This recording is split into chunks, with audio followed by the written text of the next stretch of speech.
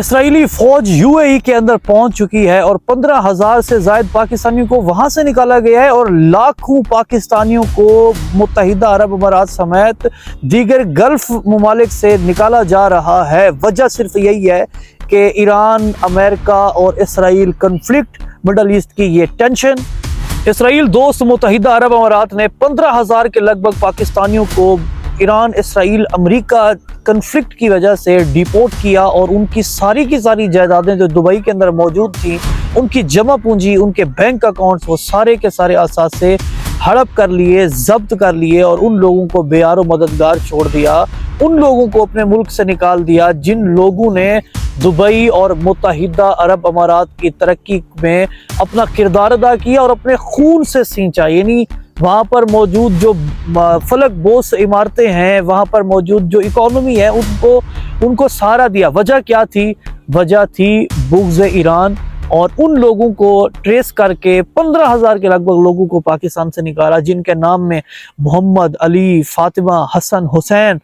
اور خاص طور پر ان لوگوں کو نکالا جن کے نام سے یہ تاثر جاتا ہے کہ ایسے نام تو شیعوں کے ہو سکتے ہیں، خواہ وہ بندے شیعہ تھے یا نہیں تھے۔ اگر کسی سنی، دیوبند، بریلوی، اہل حدیث بھائی بہن جس کے نام میں علی، فاطمہ، حسن، حسین تھا، تو ان بدبختوں نے ان کو بھی وہاں سے نکالا اور واپس پاکستان بھیجا، ان کے سارے کے سارے اثاثے منجمد کیے۔ تو اشارہ یہ جاتا ہے کہ پھر ایران نے اگر متحدہ عرب امارات کے اندر مختلف ٹھکانوں کو، مختلف